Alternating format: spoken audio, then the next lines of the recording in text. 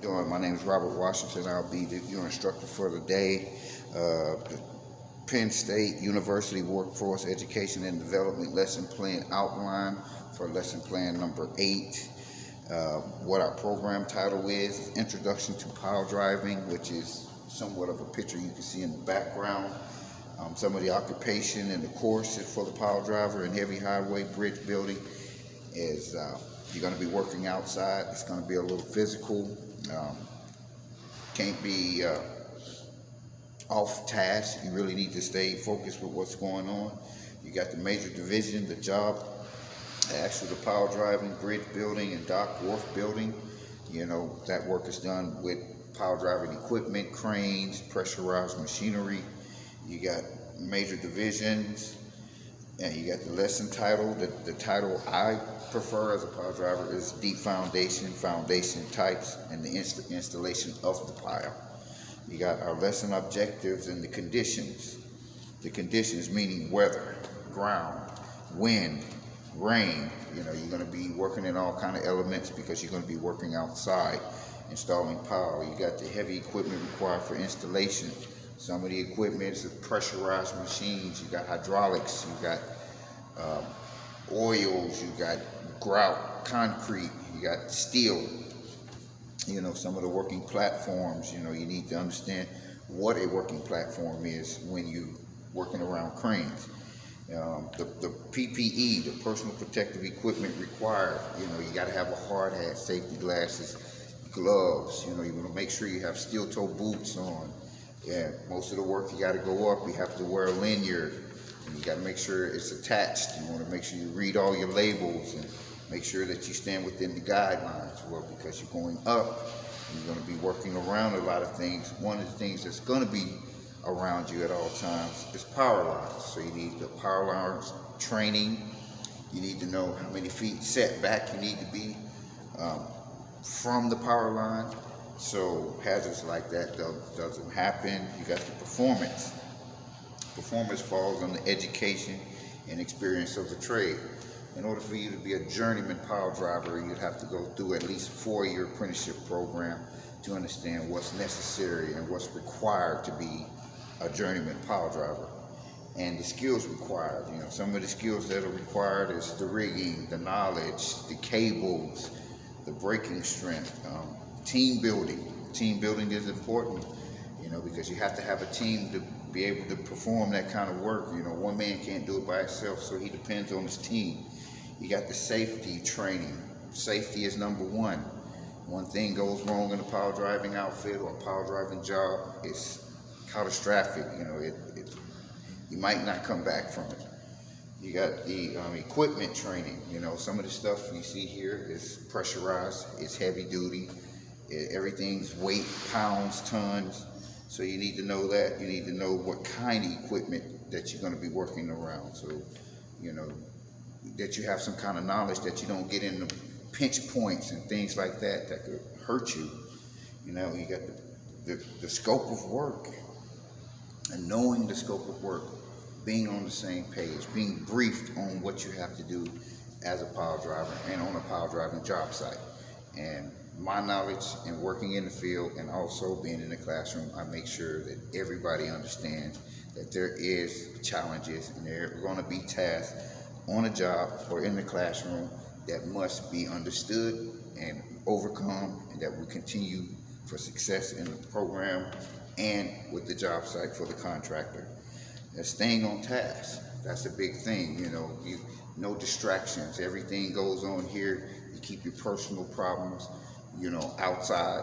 When you come in, you stay focused, you do your work, you stay on task, and you always conduct yourself in a professional manner. You know, professional behavior is always looked at, and it's required on the job site, not only in a job site, but in a training center also. The criteria, my criteria and the way that I do and the way I perform my training is feedback from the students on the training. I have to ask the question. I have to do hands-on demonstrations. I have to watch you make mistakes, because that's the only way you're going to learn how to fix them.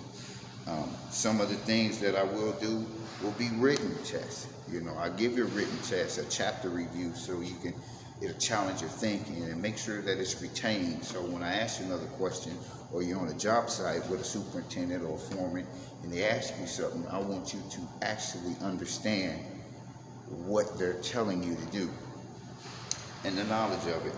And then you got the power driving equipment. Okay, well, this is the part that's very important, because you put your hands in the wrong place, you wind up in the wrong place, it can become a hazard. It becomes a life or death situation in a power driving job site. So the things that you don't do is place yourself in the wrong spot. Make sure you're keeping your eyes on everything that's moving around you, all your gauges, all your pressures, things like that. You got the equipment supplies reference. You know, you need to know what kind of equipment you're working around. I mean, this stuff here, this is the real deal. You know, you're working around cranes, power driving equipment, the hammers, the vibratories, the hydraulics, the jetting with the water, with the PSIs, all the gas levels, the oils. Make sure you don't mix oil and gas and put it in the wrong equipment. You know, you definitely have to pay attention to that. You know, the power driving equipment needed for the scope of work. Why did we choose this? Okay, the question is because the engineer designed it to drive that kind of power. So we need to have a clear understanding of that. The rigging. Okay, rigging falls into a lot of things, because from a power driver's perspective, as you see, everything has to be hoisted and lowered. So you have to choose the right kind of rigging hardware that's required, and know the braking strength, know the working load limits that's required for the chosen rigging hardware. You know, as a power driver, anything under the hook is the power driver's responsibility. So you would need to know the ground conditions. You want to always pay attention to the ground. You're drilling down. Some of the things that you might not know that you don't see is utilities. So, you know, there's all kind of utilities in the ground that maybe nobody knows anything about. Well, as a job and being on the ground next to it, you have to pay attention to the drilling process. And then you got the training required for the scope of work. The PPE, of course, you need the hard hat, the safety glasses, the gloves, the harness, the steel-toe boots. You got to go up, so you can't be afraid of heights. Those are another things that's required. And clear communication. I can't express that enough. You know, we always have to have a clear communication between personnel, staff, training. So, you know, everything goes according to plan. The academic skills, the basic training required from the students, math, reading, and understanding the needs for the scope of work. We need to know how many pounds that the hardware can pick up before it breaks. So we need to choose and use the right rigging hardware for choices being made when we're picking up things. Know what you're doing, not guessing. You know, the safety training, the feedback, engage with your teams, engage with your students, engage with anybody that's involved in this kind of trade, because it takes a team to be successful in this kind of trade right here.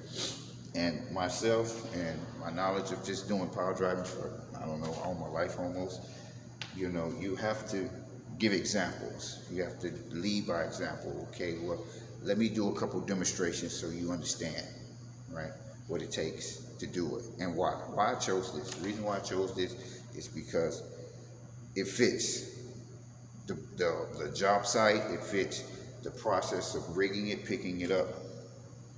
You got the technical standards. You know, of course, we got to follow the rules and regulations and the manufacturer standards.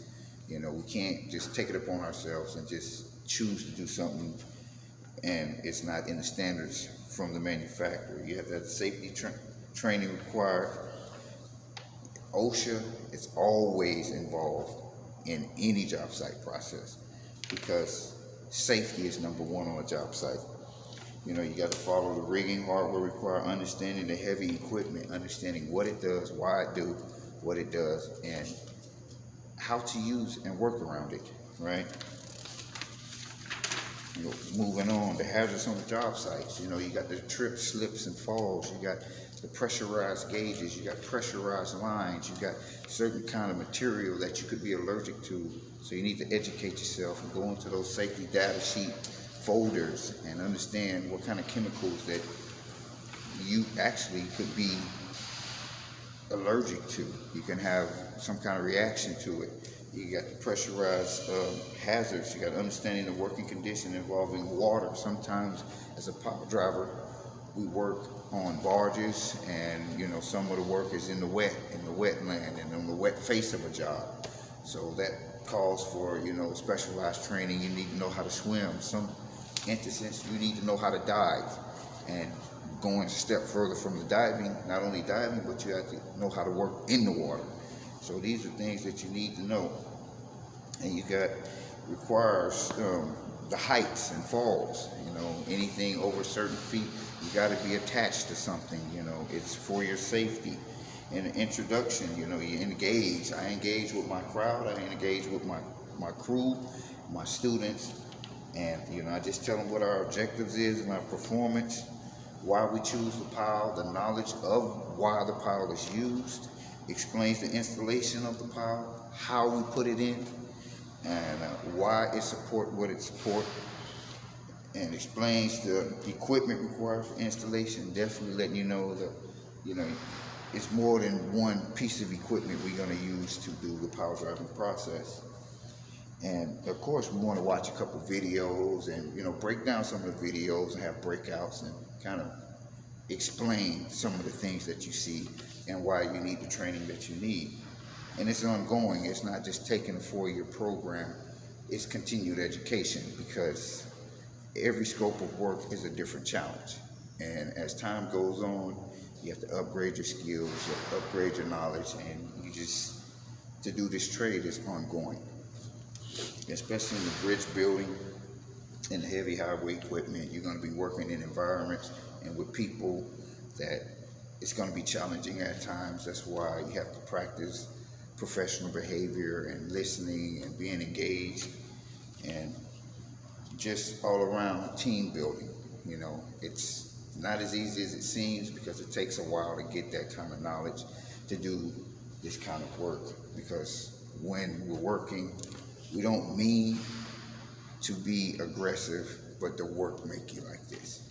And we don't want to see anybody get hurt. So, you know, we're a little harder because we know the dangers of the work, and that's why, you know, we have so much passion about it and why we do it.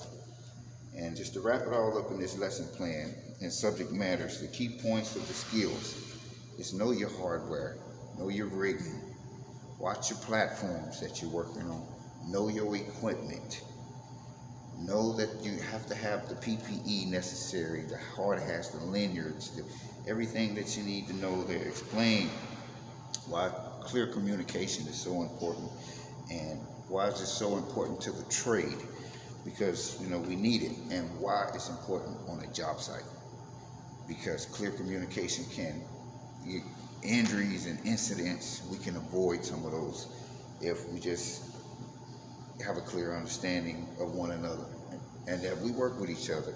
We work with each other more on the job sites, and we're on the job sites more with each other than we are with our own families. So for some of us, like myself in this trade, I've worked with guys, you know, they're like family to me, so I really care. Why? Why I care? Because we become friends over time. And as a friend's gonna look out for another friend. And we only want the best for each other. And then always wrapping it up with safety. You know, safety's number one. You know, I want to see every man go home safe to their families, their loved ones, and I want to go home to my loved ones and my family, and that's why I preach safety so much. And OSHA don't play about the safety regulations. So definitely know that. The application, definitely what I do, and I do to training and field, is, you know, I've written tests. 50% of it is a written test, 50% of it is a verbal. Plus students give activities and group involvement. You know, I love when they're engaged and, you know, the lights on and everybody's involved and every hand is inside of it. And practice some team building and clear communication. Practice the rigging hardware and the installation. Show them how it's done. Show them why it's done like this. Break it down. And because everybody doesn't learn from the same level, right? Everybody learns from a different level. And assessments, you know, you got the teachings. Ask questions. Hey, why did they do this? Why did they do that? You know, get engaged. Here, try it. Let me see how you do it. You know, because we have to learn these kind of things in this kind of trade. You know, give out quizzes and verbal engagement with the student. Test on some hands-on. Hey, man, come do one in front of me. Let me see. You know, let me see if you practice every step. Make sure you don't miss a step. And just cover all the subjects that matters in the trade skills. And like I said, my name's Robert, and I'm one of the power driver instructors here in South Florida. This is what I do here and how I do it. If you have any questions and anything from me, feel free to reach out to me with the question. You can call me, you can email me at any time if you would like, and we'll go over a few things, and I'll give you my perspective of why I chose what I chose and why I did what I did. And like I say, that's my lesson plan for lesson 8. If you have any questions, feel free to contact me. Thanks, and have a good day.